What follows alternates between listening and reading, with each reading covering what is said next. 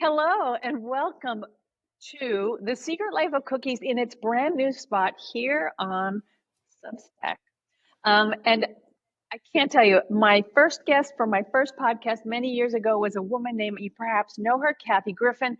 But today, christening this new venture with a bottle of champagne, undoubtedly, is Miss Eugene Carroll. And I thank you for joining me today. Woohoo! Wait a minute. I don't get to be your first guest. You're my You had Kathy Griffin? No. You're my first guest on Substack. She was my first long ago in the old time world of podcasts and Apple and things like that. Oh, okay. Who better than this summer when your book, Not My Type, has come out to be my first guest? It's a real honor. So thank you so much for joining us from your secret cabin somewhere, Thank you, located somewhere. Marissa. You know, you're my first cook. You're my first cook. You are the woman I turn to when I want my spirits lifted, when I want to read something delicious, yet with a pang of politics. I want to feel, I want to feel like this all the time. So when I'm not feeling like that, Marissa Rothkopf's Substack is my substance. Swear to Christ, that is the truth. Well, As you well know.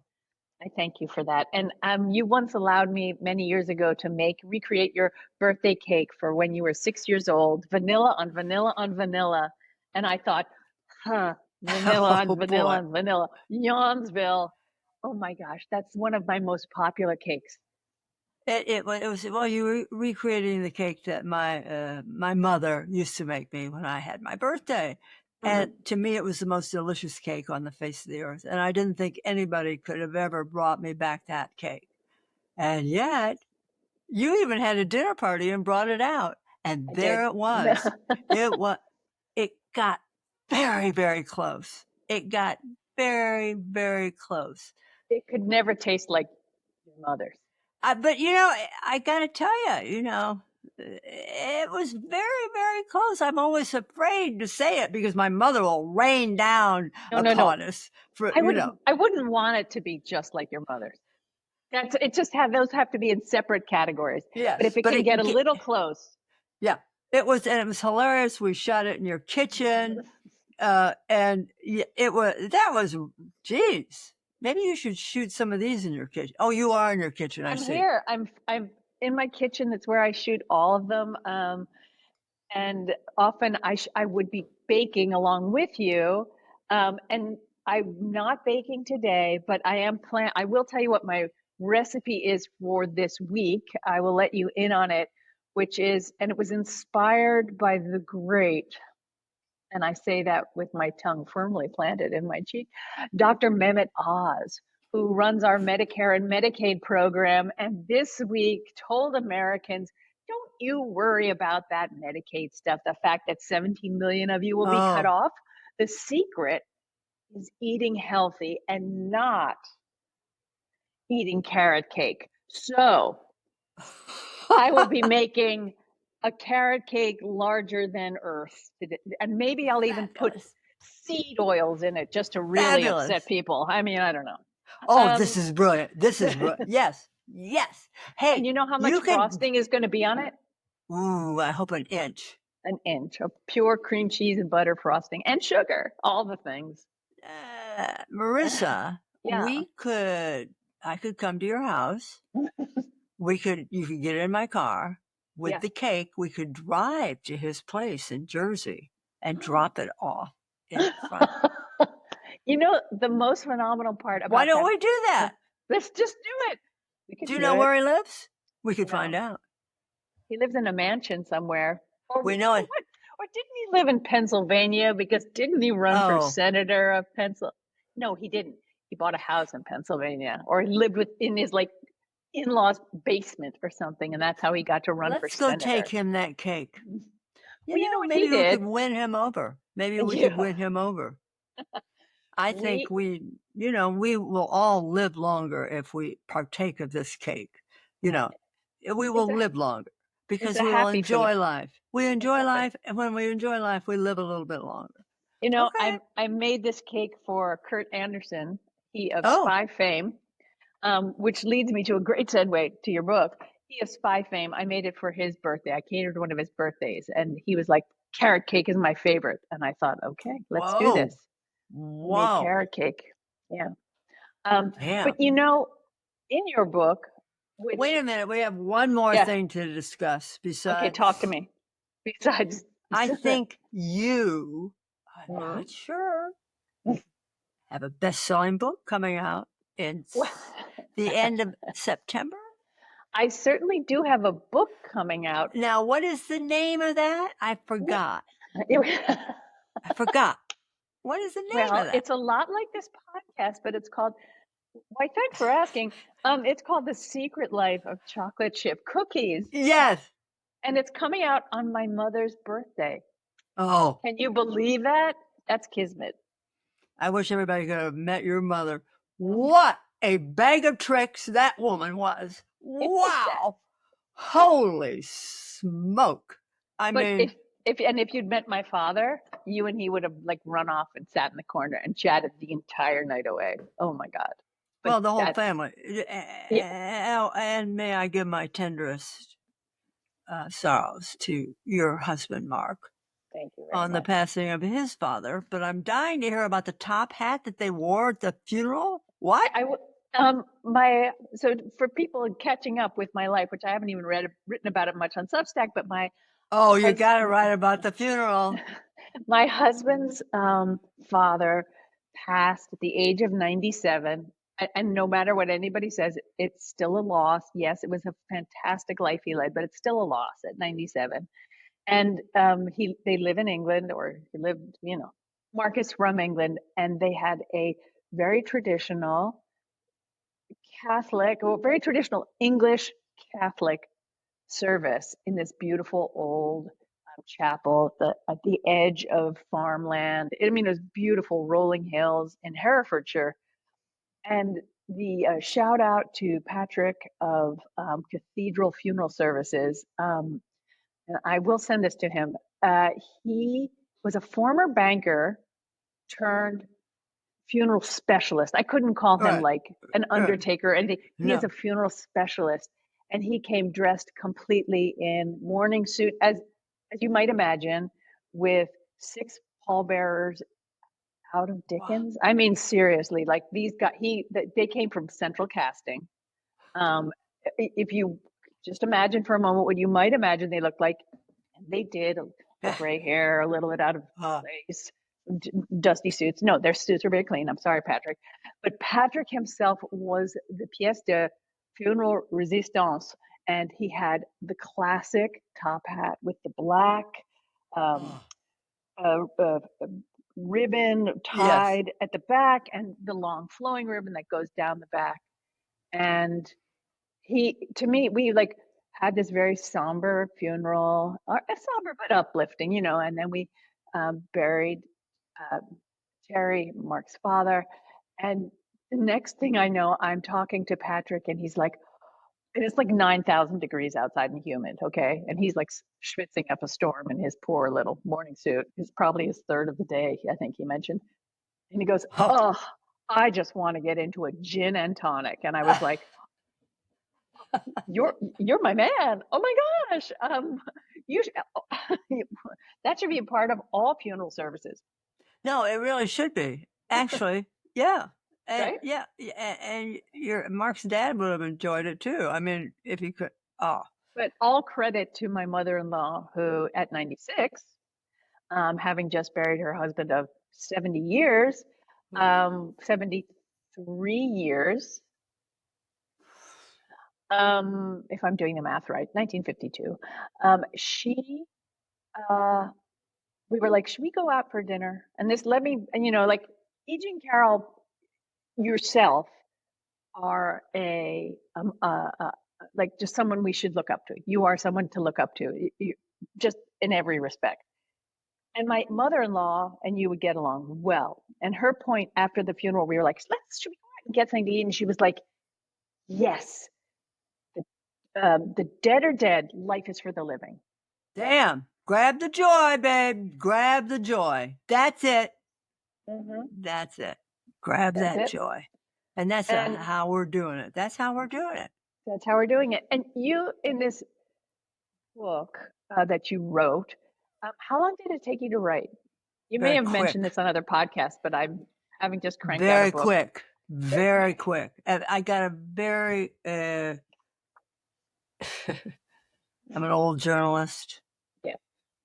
At first, I was very careful every night during trial to write notes into my iPhone, run video, not just notes, but video so I could see my hotel room. So that would remind me of my anguish and my trauma and my, Mm-hmm. joy and my happiness at the time. So that I couldn't help. I just would do that naturally. But after it was over, that was it. I was done. Mm-hmm. I was done. And then I noticed Donald Trump was rewriting history Mm. every single fucking day. Yeah. And I said, no way. I've got to put this on the record.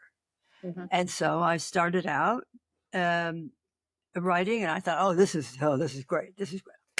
I got 50 pages done, turned it into Elizabeth Dissingard at St. Martin's. And Elizabeth said,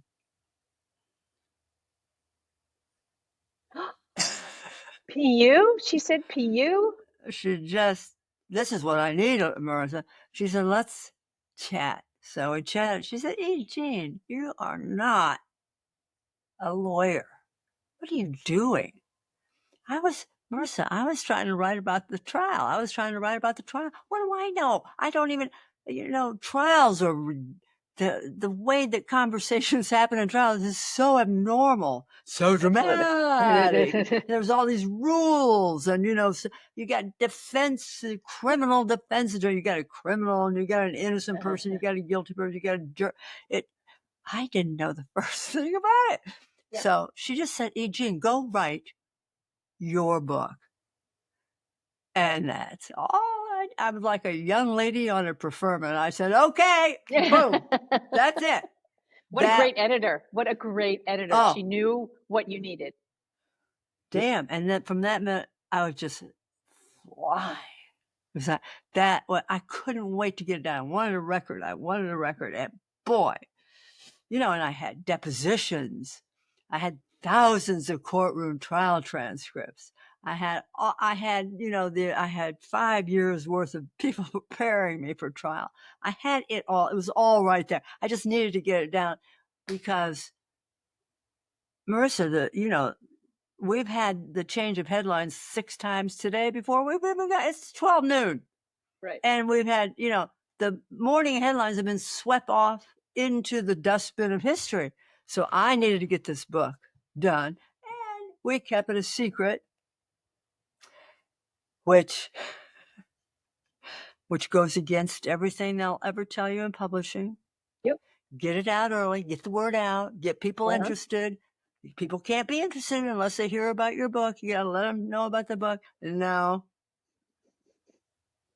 I even came in wearing a sort of a semi-disguise into Macmillan to do the audiobook. We kept it locked down. Then we could spring it. And we sprang it and caught everybody off guard. It was great. Like shooting off a fireworks display into the sky.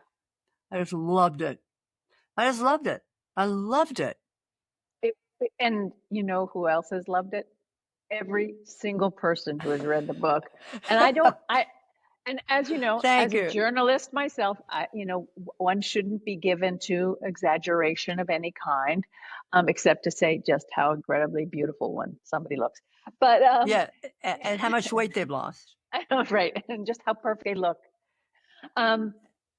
But your book truly, I've never read so many rave reviews. Thank you. And it is, what's the phrase? Is it New York Times bestseller? Is that the phrase that we're using? Yeah. Oh yeah, this is the 3rd week. The 3rd week? Come on, that's a beautiful thing. It's beautiful. And the reason it's so beautiful is because the book itself deserves it. It is Well, and I recommend this to everybody, and not just because, I want you to stay on the bestseller list, but you should. Is that I didn't just read the book, because reading the book is interesting for its pacing. And here comes Calvin, Oh, the cat, everyone. Calvin. Calvin Hello, does, baby. What's up? Cal, Oh, he's a kitty. yeah, Where's the Calvin kitty, knows an boy? animal lover when he knows that, Oh, but he needs some Calvin. scratches, and he wants to stand right on my notes. So, true Hello, cat. Calvin. What's up? Does Calvin miss Bosco, by the way? Calvin really misses Bosco. Bosco, for those of you who don't remember, he was the my dog up until exactly a year ago, in fact. Oh, And he and Calvin were besties. oh, And we the have a new best. dog. We have a new dog who thinks cats are a little. He's still a puppy, and he's like, "I chase you Oh, I know. now." And cat like, "Go fuck yourself." I know. And I it's, know. It just. but Oh anyway, boy. Okay. so thank you, Calvin, for making yourself Yeah. Thank you, Calvin. person. So You can the come on over today, Calvin.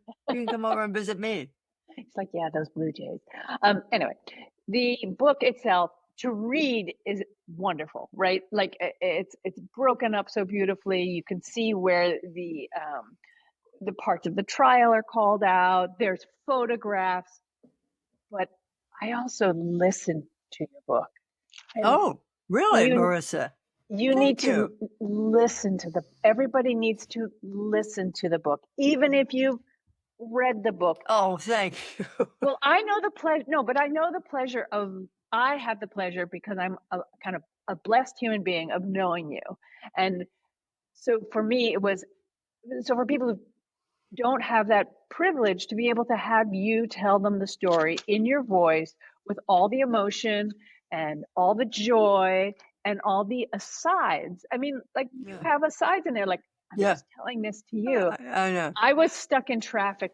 A 4 hour journey was supposed to be ended up being 5.5 hours Where were you going? to visit my brother David. Hi, David. Hey, And David. What's up, David? he sends his love. It David, was, by the way, as everybody knows, David Rothhaus is a major policy wonk who directs the people making policy in Washington. He and tells them what to do. he's Now, they used he's to a pay foreign attention. policy guy, you Yeah, they know? used to pay attention to him. Now, I don't Now that know. he raises his voice super loud. Um, Wow, is he pissed off? he is, David, salute. yeah. Also, David Rothkopf, everybody. David Rothko. Thank you, everybody. I suppose I should have him on the podcast. But anyway, You he haven't had your own brother? he's my brother, my big brother. He never shows up when you invite him when I'm there for dinner. He has never shown up. You've invited him every single time. But my brother Paul does, and he Yeah, loves he you does. And his wife from Brazil? from Brazil. Yeah, Yeah, they come. Oh, we're does there. David Rothkopf come? No. No, I What? think we He's should. busy. He's busy. He's busy with his own other, his other parts of his family. But anyway, listening to you made that journey to my brothers. Can I just tell Absolutely. you? Yeah. I don't know. Do you follow NBA, the NBA? Not closely, no. Okay. When the Golden State Warriors won their first championship, Yeah. and Steph gets up to do, he's got all the mics, and he's the star, and he came out of nowhere, and this little skinny guy all of a sudden just stuns the world. Okay. Right. After the game, we have all the reporters. He's in the room. And his little girl climbs onto his lap like Calvin's doing to you. Any other normal person would have said, "Here, take my daughter." He just sat on his lap and continued with the entire press conference with her doing naughty stuff, grabbing the guy's mic and pulling off his thing. And he was such a wonderful father. He would just quietly tell her, "Now, darling, we're talking to these people now. Can you just sit?" That's how you are with Kellen, because he had his behind in your face for a good 7 seconds right in your nose. Did you? You went right on. Just, yes. I think it's You. something most cat owners are used to. He did just use his tail to flick all my notes on the floor. So excuse me one moment while I Oh, go you down got here. notes? Wait a Oh minute. yeah, This I is always take official. notes. Oh yeah, it's really official. You Very got, official. wait, you got notes? I don't have notes. Well, that's because I'm interviewing you. No, I want to, I'm going to make notes and then watch out. Okay. All right. How do you think this is going so far for your So first far, podcast on I, Substack? I think, as far as I'm concerned, I'm having a truly joyous time, and Me too. I'm so having a ball. so everybody else, watch out. Yeah, that's good. I have a few questions. Well, speaking of the drive, let's start with that. Speaking of the drive, um, I Oh, the podcast. I mean, the audiobook, no, the the drive. audiobook. The audiobook is you describe the apricot-faced man as you kind of politely, like an aging tab hunter, and then you go, Yeah. Yeah. or an elderly gigolo. At which Yeah, there point, it is. my Dunkin' cold brew went. I had to stop and like what I didn't have to stop, but had to wipe the windshield because I was like total spit take with This, that. it was, Marissa, this is a dichotomy Mm-hmm. that's going on in this book. Mm-hmm. Um, on the one hand, Donald Trump is one of the smartest men of the 21st century. There is no doubt. He seized control of the United States of America in under 100 days. He now Mm-hmm. has total control. Yeah, just pause to Not breathe. only Yeah. in this country, but across Europe and around the world. They're going right. He is the cause of that. So he's extremely smart. So the dichotomy of me knowing that at the time, he was just running the second time for president when our trial was going on. I had a hard time computing the man who was sitting there in this big blue suit and this red tie jumping out in front of him, and sort of fat and old, and just sort of a myth sitting there in court, full of nothing. But it is you and me and the press and everybody else in the world who is giving him the power. He alone does not have it. Mm-mm. All he does is think about himself. So all we do is think about what he's thinking. That's all that's going on. That was what was going on. The jury, like everybody else in the world, kept staring at him because he was mesmerizing. Because they're all wondering, what's he thinking? What's he thinking? Because he's misbehaving the whole time. He was right behind me. I could hear most of it. So that's the horrible dichotomy. We're all living with it. We all recognize what I'm talking about here, Mm-hmm. and we're all confounded, and we seem to be helpless. But Marissa, watch my Substack on Thursday. I have an idea, and we are all going to get off our lazy asses. Okay. I have an idea what we're going to do, and Thursday we're going to pop it out. I'm announcing it right now on your Substack. Because I feel I will definitely let people know that and hopefully get this podcast out in time to prepare people. Because I felt that your book in general was not just telling us about you and your experience, vividly explaining it to us, putting us there with you, holding our hands with you, getting our makeup done with you, hearing the mumbling behind you from that man with you, but also you were poking us in the butt and saying, we can't just, like, I did this, look what I did. We now cannot sit around. No, we don't have time left. No. Look, I'm an 81-year-old woman. If I can beat him, anybody can beat him. So Thursday, I have an idea. Now I'll tell you what the idea is right now. Okay, please. Because we can't get off our lazy asses. Well, no leader has risen, which to me is pretty astounding. Right. I agree. Everybody is moaning and groaning. We've got to do something. We've got to do something. We've got to do something. So for like 6 weeks, I've been saying, get off our lazy asses. And it suddenly struck me that if we don't even need to get off our lazy asses. We can all just sit where we are. In the air And if conditioning. we all post on our selected social media, we all post the same thing at the same time of day on a specified day, I think we can get the world's attention. I think if it's like banging the pans during the pandemic. So we got it, at least people will feel that we're all doing something.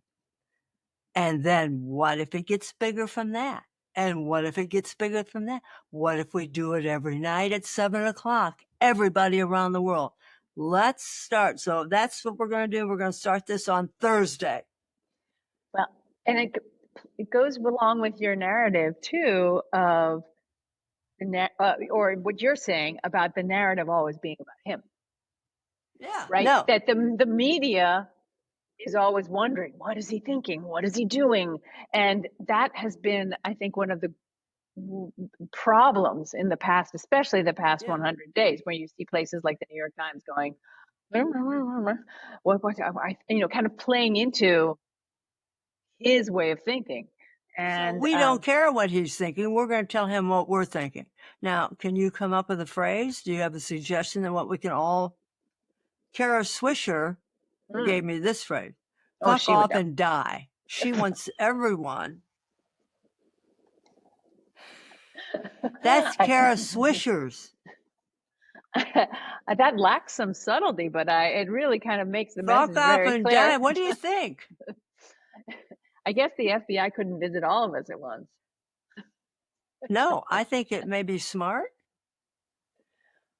And, you know, the podcast, I've Had It.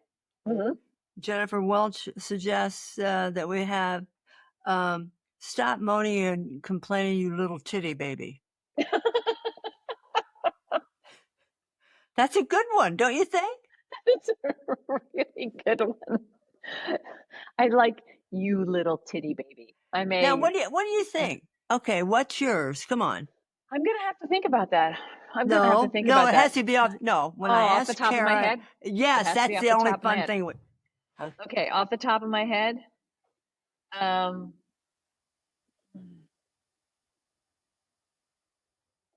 It's not about you, asshole.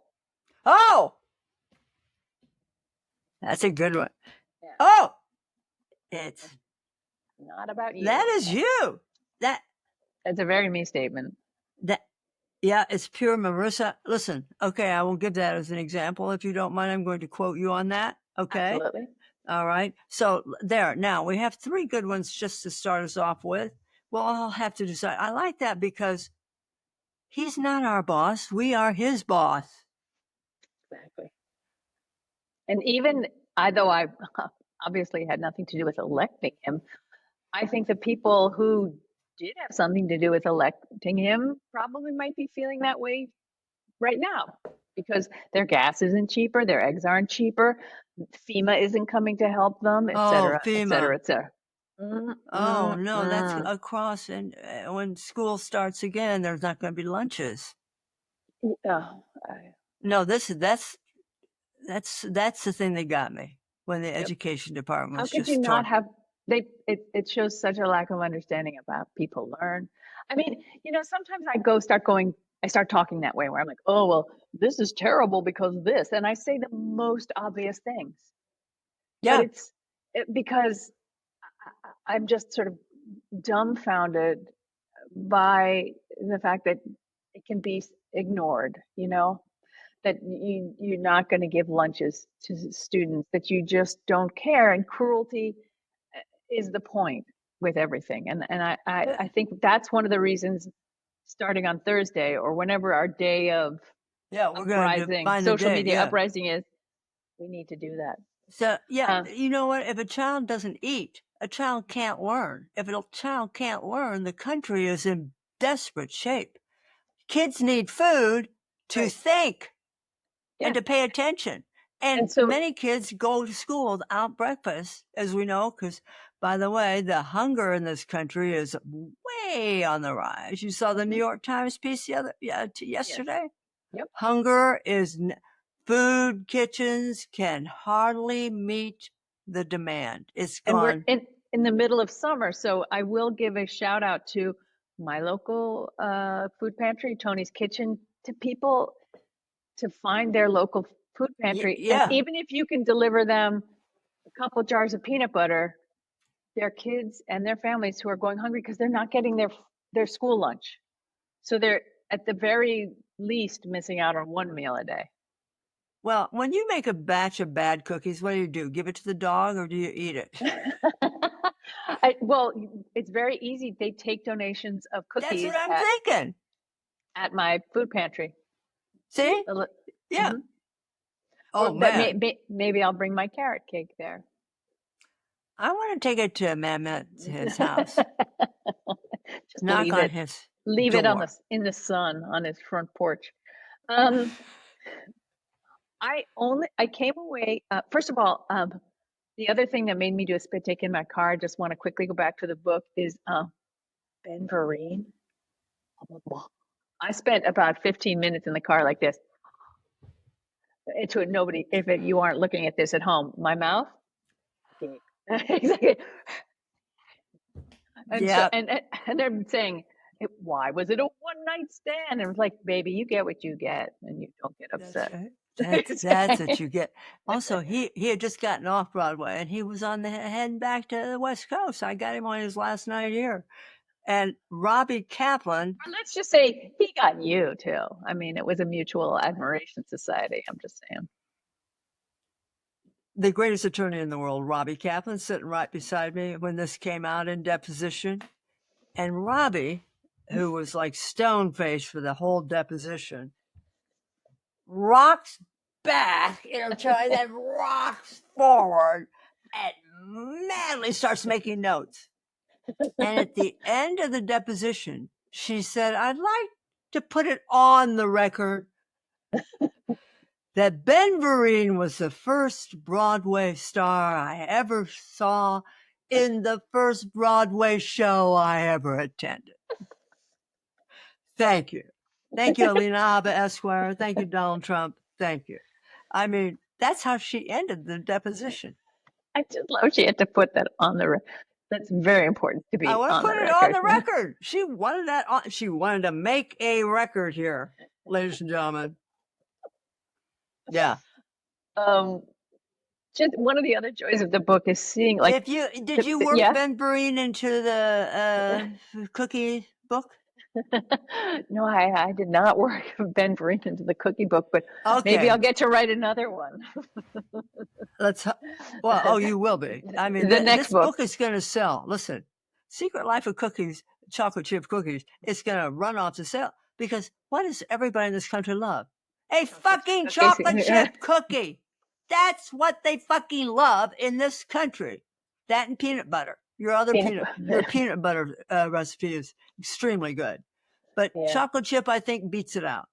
But there is a peanut butter chocolate chip cookie. I mean, there's 60 chocolate chip cookies recipes in the book. Oh, thank God, because I thought there for a minute you screwed up. Okay. No. There's peanut butter.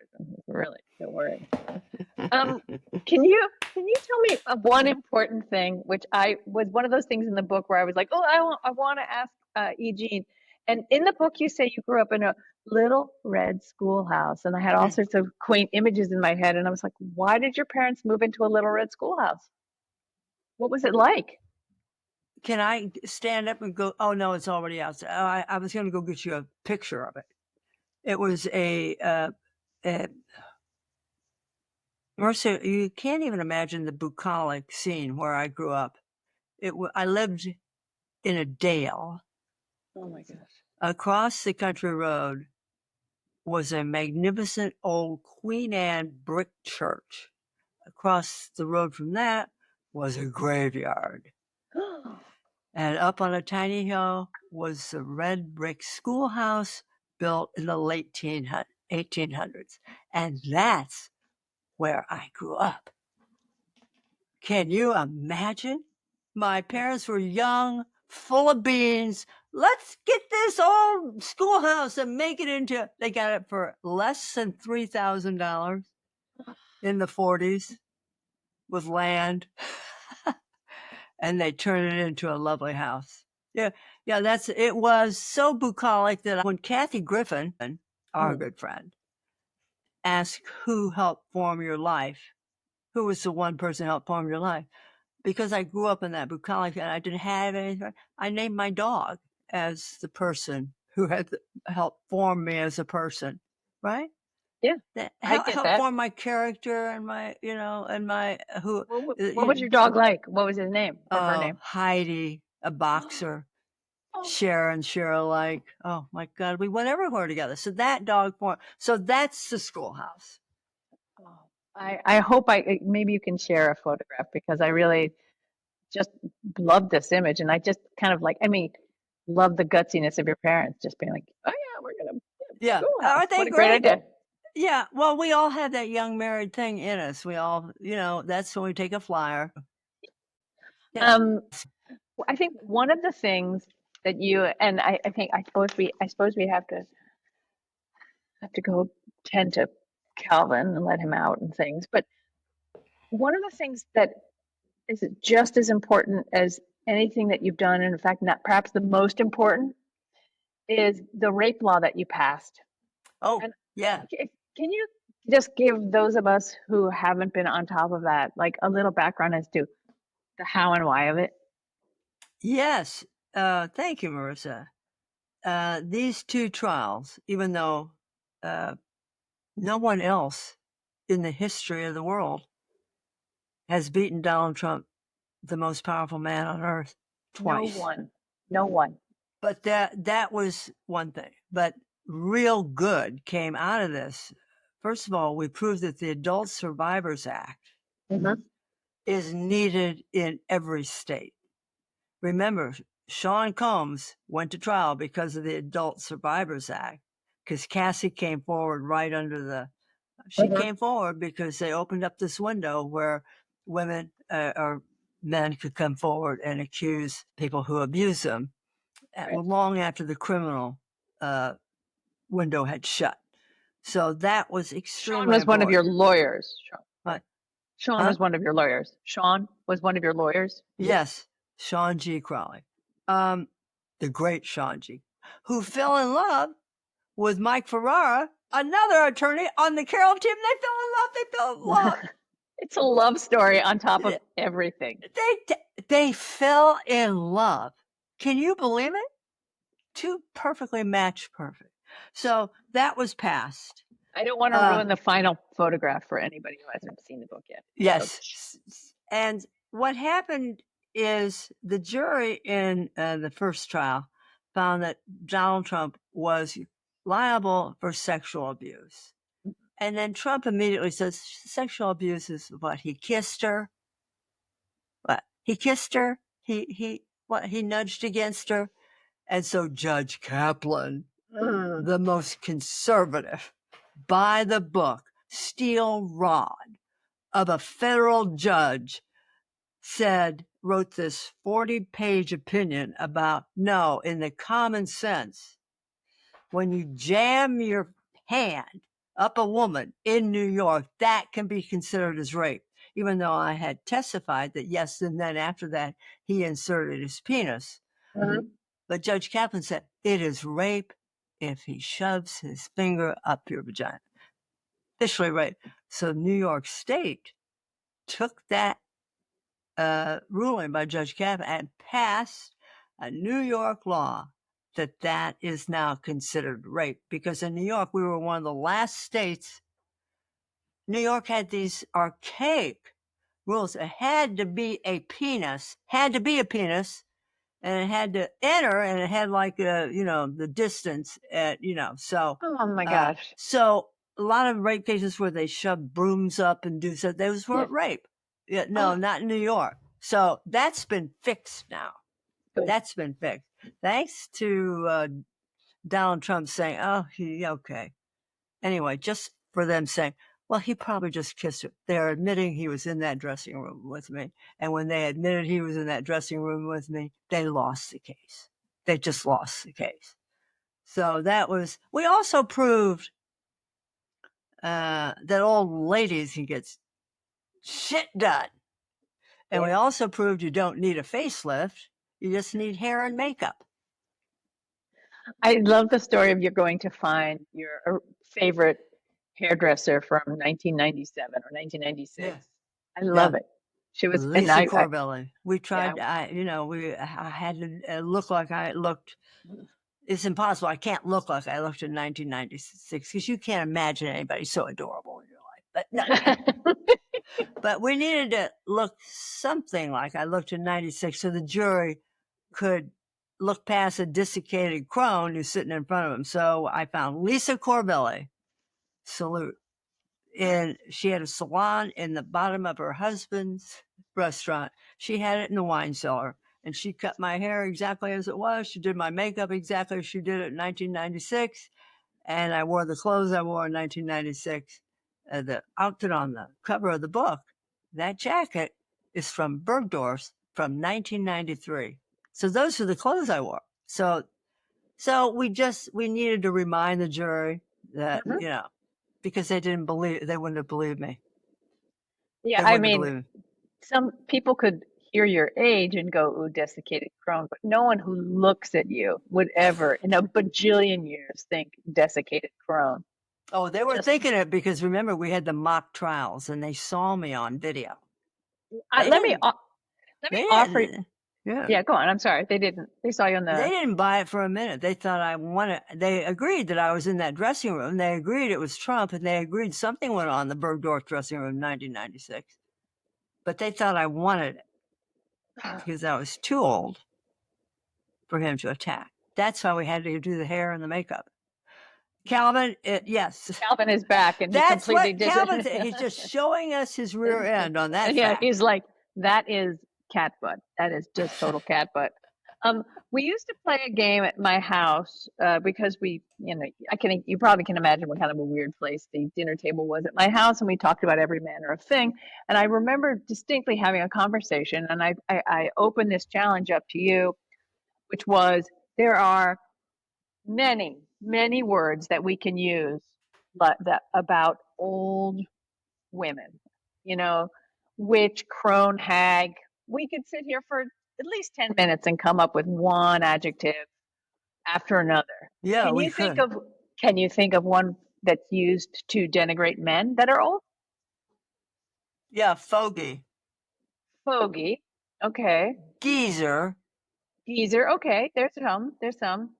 I wish I'd thought of these when I was littler, but the majority of them are anti-woman or Oh anti-old yeah. woman. Well, actually, it's not the words. It's that they're labeled. The minute you're over 35, you're old. You're labeled, Yep. and guys aren't. They're described as men first, and then maybe this old fogey later. Right. But But only women, you're dead. You're absolutely if you're old.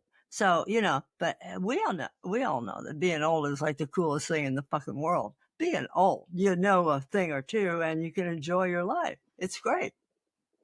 um, I remember Jerry Laybourne, who ran Yeah. Nickelodeon, who when I worked at Nickelodeon, and her talking about, and I hope no one of my family is listening to this, but like the wonders of her sex life in her 50s, like because we were all like in our Right. 30s, going, "What?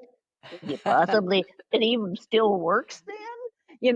Because we were, young She and was a dame. She is she Jerry is. Laybon. Yeah, no, she's a dame. She's And definitely a you've dame. worked everywhere. Well, I You mean, that's a, that's a bit.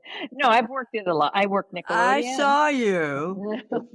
We're not going to name my town, but I Yes. saw you turn a Oh, little restaurant in my little town from a little place that everybody just breezed by into hot spot of upstate New York. Those people, because Marissa was a reviewer for the New York Times. Uh, she re- she reviewed restaurants in the New York Times. Need I say more?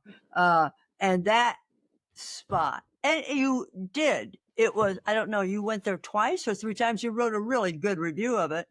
And of course, they were overwhelmed for months. Yeah. And The it's still going power of strong. the New York Times. I The power mean, of the New York Times, and it's still going strong. And it was one of the easiest reviews to write because it was all so great. So yeah, and their attitudes were great. absolutely. I think, and that's sort of the key when you're going to a restaurant is that sort of, if you get a sense And, of their attitude being right, as opposed to just churning it out or whatever. and the town was so proud of that to have something mentioned by the Times was such a big deal, you know. And it was Marissa Rothko, and so and I met you shortly after that. I said, "Oh, you're the one." So now Oh, no, we can't get sorry, into. sorry, I can't get a table. Oh Um, man, I remember the selection of cheeses that they'd have. Really quite extraordinary. I don't know where they got those cheeses. You know, that's really like, good. there's a lot of local places Oh around yeah. there. Eugene, Yes, Marissa. thank you very much. Well, thank you, and thank you for the "It's not about you, asshole." We're gonna That do this thing, Marissa. We're gonna do this. We're gonna drive him nuts. We're gonna rise up. It's not about him, as you said. It's about us, and we're all gonna be posting at a single time on a single day, and then we're going to stay on it. That's how we're going to start to organize. And I know like puns are the sign of just the week, but us and US, it's Oh, about oh, oh! just, Us that and just, US. Us and US. Oh, maybe we'll do that the second day. You go to the mastheads of every magazine you've ever read, and then you look them up on Google and you find out what they're interested in, and then you pitch directly to them. That's what you do. And then you just keep at it. That's what you do. You go it helps if you can meet some people. That means you have to leave the house. Meeting people, again, leave the house. You can do a lot on social media. You can DM people. That's also good. DMing, um, actually X is still viable for DMing people, editors, because we all still got to be on X. I mean, when Biden quit, he quit on X. I mean, it still carries about. So you can DM people, but you really should got to go to. This is why I like Substack. They have gatherings. When you get it, you know what? They have gatherings, and you can have gatherings with your subscribers, and then your subscribers will know people. It is actually, I would suggest you get on Substack so they can meet other writers. Then that's how you start to work it. Do they know anybody? How, this, that, and the other thing. You start to network. Substack's the perfect place. We did it without Substack, Marissa, but Substack's a big help. Big help. Who did the cover of your book? Who shot that? A brilliant photographer named Amy Roth. That cover is, as they say, delicious. And I will say that the photographs that she did, I mean, inside and out of the book, the inside the book are, they make the book. That's all I'll say. I mean, my No, writing, they sure, do. whatever. The Yeah. recipes, yay, but it's her photographs that really make it sing. Well, I haven't seen the inside of the book, but I can't say. But I want one of those chocolate chip cookies. You, whenever you want. Okay. Thank you. I owe you many of them. And Can you, do you have a low calorie one? Because, I I can, don't like the 150 calories per cookie thing. no, no, Have no. you got one for under 100? I have to, I don't know what the calorie count would be, but I can make you a very nutritious cookie. I Oh, can no, make all you, your cookies are nutritious. They're but I all mean, like, like, you got berries, you got everything that's really good. It's like eating great antioxidants when we eat one of your cookies.